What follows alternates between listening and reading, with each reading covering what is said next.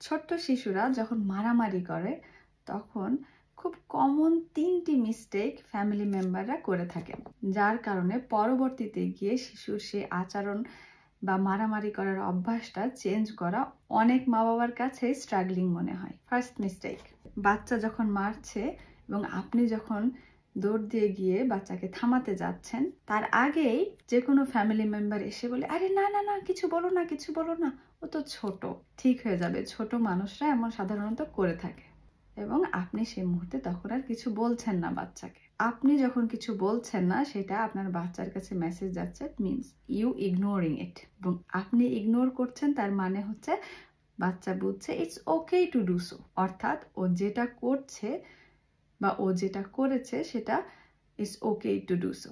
Number 2, আপনার সন্তান মারছে এবং সেই মুহূর্তে ইনস্ট্যান্টলি আপনি আপনার বাচ্চাকে থামানোর জন্য বলছেন, নো নো নো, মার দেওয়া যাবে না, মার দেওয়া যাবে না, হিটিং ইজ নট গুড।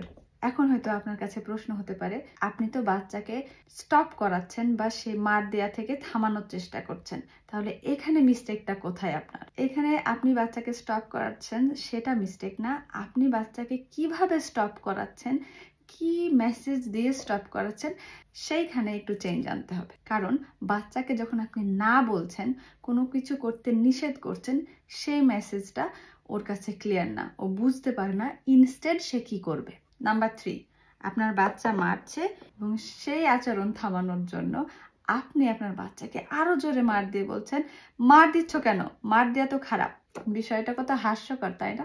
আপনি আপনার বাচ্চার মারামারি করার অভ্যাসটা বন্ধ করতে চাচ্ছেন, সেটাও আবার আপনি নিজে আপনার বাচ্চাকে মার দিয়ে।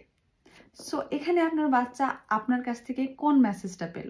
যে কোনো আনওয়ান্টেড বিহেভিয়ার বা অপ্রত্যাশিত বিহেভিয়ার যখন কেউ করে, সেখানে কি করতে হবে?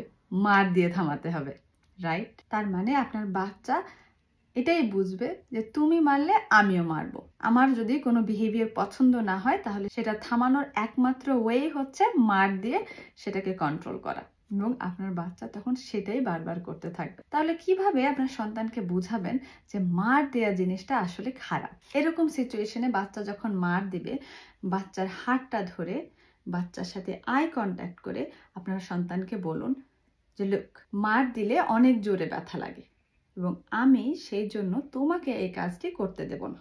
এখানে আপনার টোন অফ ভয়েস সব সময় শান্ত কিন্তু দৃঢ় থাকতে হবে। ওকে বুঝতে দিতে হবে যে আপনি যে মেসেজটা আপনার বাচ্চাকে দিতে চাচ্ছেন, সেটা আসলে আপনি মিন করছেন।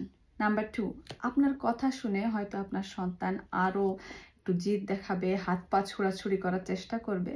এরকম সিচুয়েশনে আপনার সন্তানকে ওই সিচুয়েশন থেকে নিয়ে গিয়ে অন্য একটা জায়গায় আপনার দুজন গিয়ে সময় কাটাতে পারেন। এবং একই সাথে আপনি যখন বাচ্চাকে এক পাশে সরিয়ে দিবেন, সেই সাথে আপনি বাচ্চাকে আপনার 3 নাম্বার মেসেজ দিবেন, এবং সেটা হচ্ছে আপনি আপনার বাচ্চাকে আবারও ওর হাতটা ধরে ওর সাথে আই কন্ট্যাক্ট মেনটেন করে ওর লেভেলে গিয়ে আপনি আপনার বাচ্চাকে মেসেজটা দিবেন যে, আমার মনে হচ্ছে না তুমি এখনো ওই জায়গায় গিয়ে খেলা করার জন্য রেডি। তুমি যখন আবারও রেডি হবে ওইখানে গিয়ে খেলা করার জন্য, ঠিক তখনই আমরা আবারও ওইখানে গিয়ে একসাথে খেলা করতে পারবো।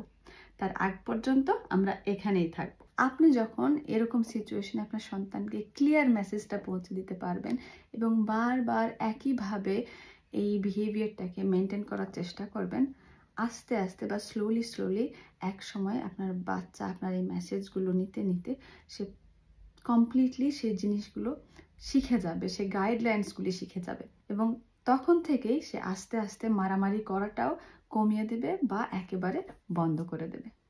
ভালো থাকুন।